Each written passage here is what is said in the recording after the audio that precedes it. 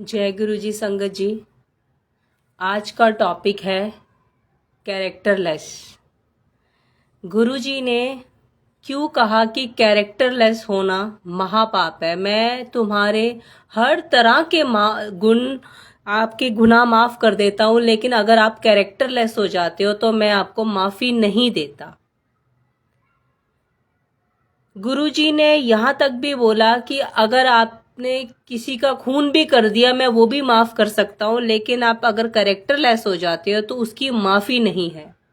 क्यों कैरेक्टर को गुरुजी ने इतना महत्व दिया? क्यों हर धर्म में कैरेक्टर को लेके बहुत ऊंचा स्थान दिया गया है? क्योंकि कैरेक्टर एक ऐसी चीज होती है जो आपकी परिभाषा बताता है कि आप कैसे हैं। सबसे बड़ा कर्माज हमें किसी का लाइफ पार्टनर तोड़ने में जो पाप लगता है, जो दोष लगते हैं, ये सबसे बड़ा कर्मा होता है। क्योंकि ये ही वो प्यार होता है हम जो हम हर किसी को छोड़ के, दुनिया छोड़ के, जहान छोड़ के, हम सब ने स्टोरियां सुनी है लैला मजनू हीर रांझा, कि उन्होंने दुनिया जहां की इच्छा सोचे बिना कैसे एक दूसरे के लिए कैसे वो मर मिटते हैं। ये ऐसा प्यार होता है।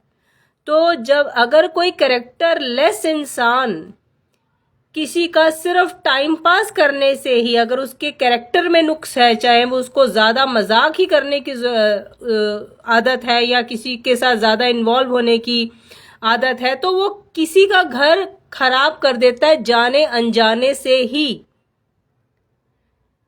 ये एक शुरुआती लक्षण है।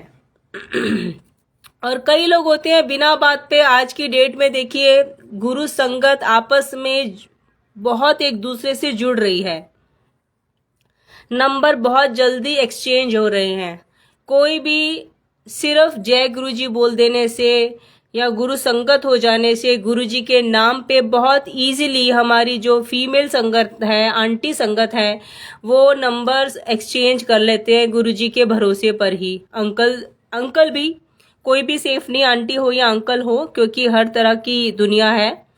तो मेन बात ये आती है कि संगत के बीच में हमारे गुरुजी हैं रिश्ता बांधने वाले, बहुत अच्छी बात है, लेकिन आपको कहीं ना कहीं अवेयर जरूर रहना है इस बात पे, चाहे संगत हो या नॉन संगत हो, क्योंकि हम तो सारे ही शिव भक्त हैं, शिव परिवार है, ये सारा संसार हमें शिवजी जी ने बनाया है, तो हम ऑलरेडी उनके, हम एक परिवार ही तो बन के आए हैं।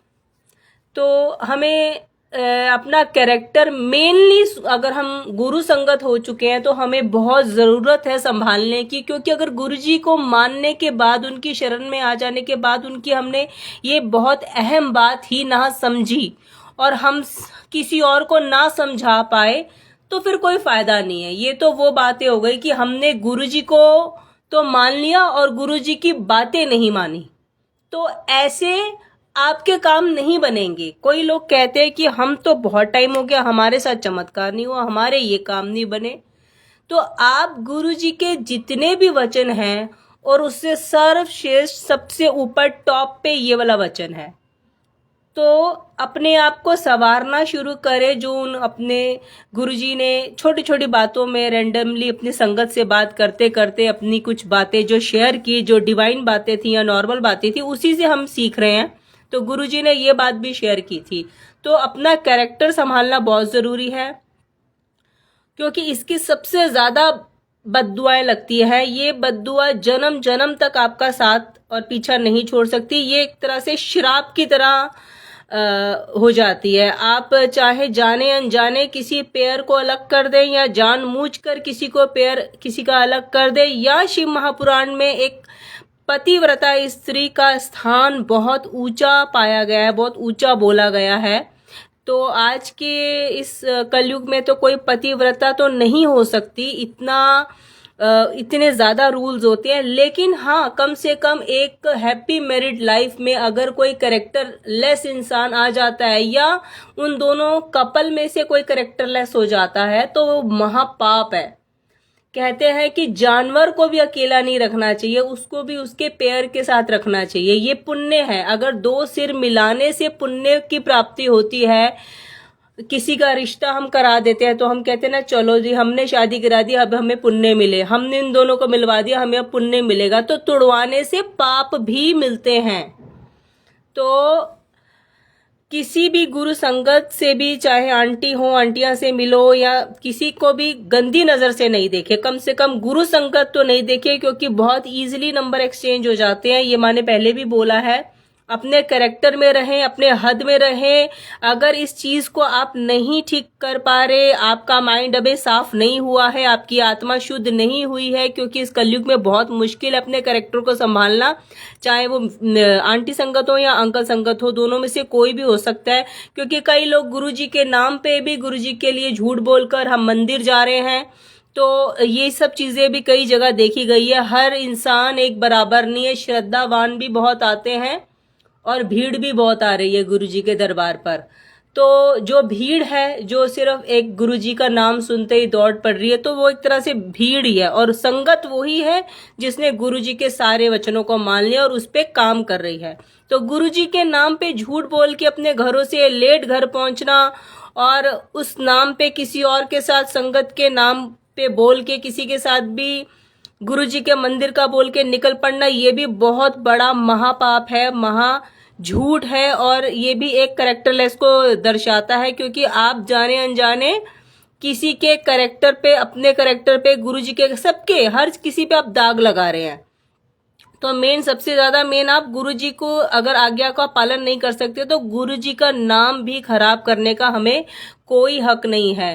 तो अपने कैरेक्टर को संभालना बहुत बहुत ज्यादा जरूरी है। नहीं तो आपको गुरु कृपा, गुरु जी की असीम कृपा जो बरसती है, वो कभी भी प्राप्त नहीं होगी। क्योंकि गुरु जी ने अपनी बेटियों को, जो भी गुरु संगत हैं, उनको अपनी बेटियां बोला है, संगत नहीं बोला। जो भी फीमेल आंटियां होती थी, अगर गुरु जी की बेटियों पे कोई गंदी नजर उठाता है तो वो गुरुजी की नजरों से कभी भी नहीं बचेगा। और अगर कोई फीमेल संगत, फीमेल आंटी अगर कुछ गलत करती है, तो वो भी गुरुजी के निगाह से कभी बच नहीं पाएंगी। ये लोग सिर्फ भटकते रहेंगे, शायद जन्म जन्म तक भटकते रहेंगे। क्योंकि गुरुजी एक ऐसी बहुत बड़ी पावर है जो कलयुग में हमें एक सौगात के रूप में मिली है। अगर इधर भी हम ना सुधरे, अगर इधर इस पावन पवित्र धाम में आके भी अगर हमारे अंदर बदलाव ना आए, तो हमसे बड़ा कोई पापी है ही नहीं। तो वो इंसान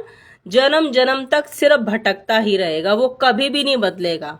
तो अपनी नजर संभालिए, अपना दिल संभालिए, अपनी आत्मा संभालिए। ये क्लिंजिंग है जो कि मंत्र जाप करने से, आपको गुरबानी सुनने से और गुरुजी के स्वरूप से बात कर रही है। नहीं बदल पा रहे तो गुरुजी से बात कर रही है। और अगर किसी की घर परिवार, मान लो कोई बहुत सुखी है, हम में ये भी होता है, जेलसी हो जाती है कि भैया उसको बहुत अच्छा हस्बैंड मिला है, या उसकी तो वाइफ बहुत अच्छी है, मेरी तो अभी शादी भी नहीं हुई, या मेरी शादी होके टूट गई। ऐसी सोच भी नहीं रखनी। गुरुजी ने मना किया है कि जिसको जो मिलता है वो उसको उसके कर्मों के हिसाब से मिलता है। तो किसी के लिए आपको सोच में भी गलत नहीं सोचना, तो वो भी आपके कर्मा बन जाते हैं। और इस बात से गुरुजी बहुत गुस्सा होते हैं। तो इसलिए किसी हैप्पी कपल को देख के आप सिर्फ ब्लेसिंग्स दें। कभी भी उनको नजर लगाने के लिए या उन पे उटपटांग बातें नहीं बनाए, या आप जरिया ना बने उन्हें तुड़वाने का। हमेशा ब्लेसिंग्स दीजिए तो ही ब्लेसिंग्स मिलेगी। अच्छा बोलेंगे तो ही अच्छा होगा।